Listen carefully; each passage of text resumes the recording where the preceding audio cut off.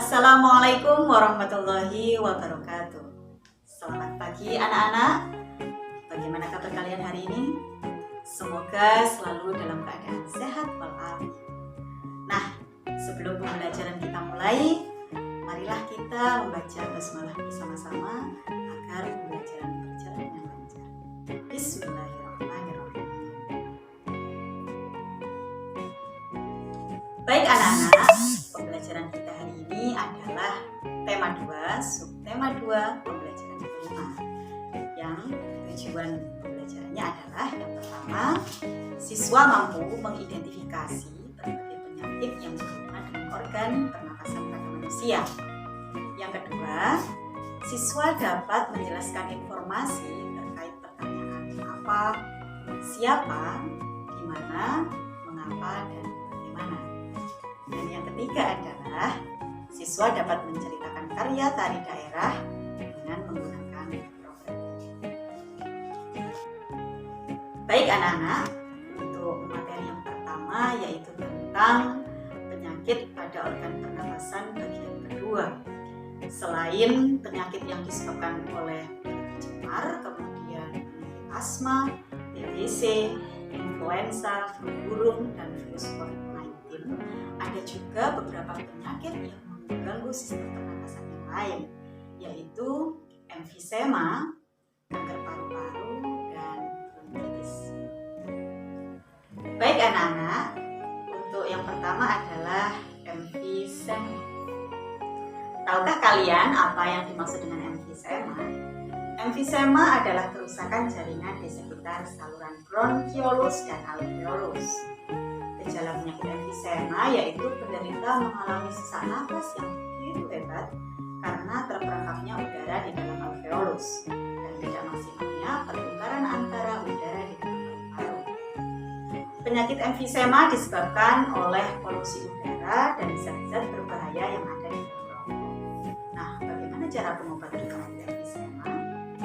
Pengobatan penyakit emfisema dilakukan dengan minum obat sesuai dengan resep dokter, menghindari asap rokok, dan menjaga pola hidup sehat seperti olahraga secara teratur. Selanjutnya yang kedua adalah kanker paru-paru. Kanker paru-paru adalah pertumbuhan sel paru-paru yang tidak terkendali dan dapat menyebar luas ke seluruh tubuh.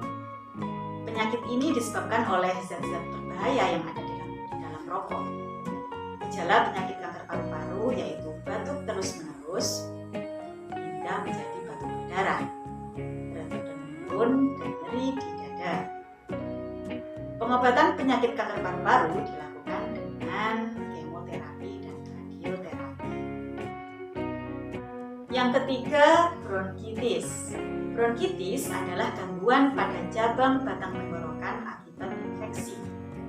Gejalanya adalah penderita mengalami demam dan menghasilkan lendir yang menyumbat batang tenggorokan.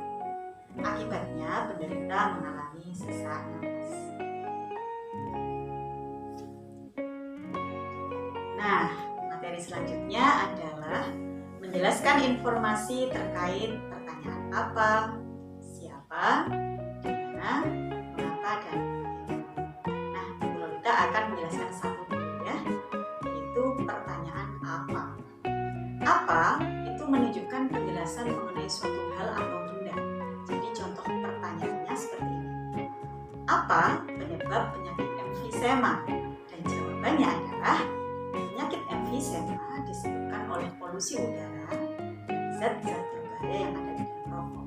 Nah, itu satu contoh pertanyaan sekaligus jawaban untuk menggali informasi dari suatu hal. Baik ya anak-anak. Nah, untuk pertanyaan yang kedua, siapa?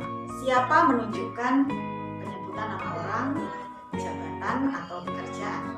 Contoh pertanyaannya, siapa yang beresiko terkena penyakit kanker paru-paru? Hanya kalian tulis sendiri di buku. Yang ketiga, di mana? Di mana itu menunjukkan penyebutan atau penjelasan tempat. Contoh pertanyaannya, di mana terjadinya infeksi pada penderita penyakit bronkitis. Kemudian yang ketiga, bagaimana?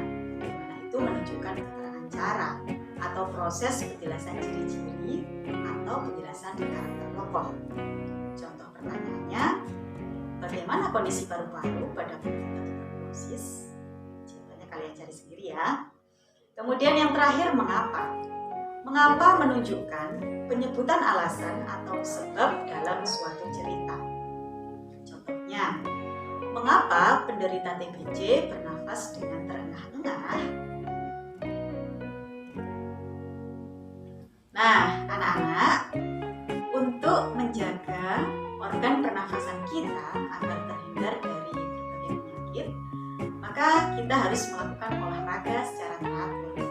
Namun, tidak hanya dengan olahraga, kita juga bisa melakukan itu dengan menari ya, karena olahraga juga bergerak, menari juga bergerak. Nah, dalam suatu tarian itu membutuhkan properti ya, sebagai pelengkap tari. Suatu tarian akan semakin indah dan menarik apabila didukung dengan properti tari. Apa sih fungsinya properti tari?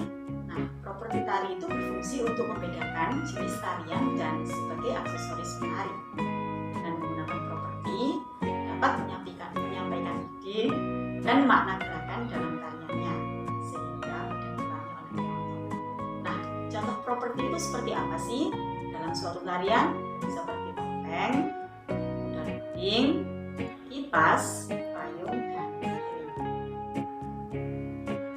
Nah, anak-anak, demikianlah pembelajaran kita hari ini. Semoga dapat dipahami dengan baik. Nanti kita akan bertemu lagi pada video pembelajaran sebelumnya. Terima kasih dan saya akhiri. Wassalamualaikum warahmatullahi wabarakatuh.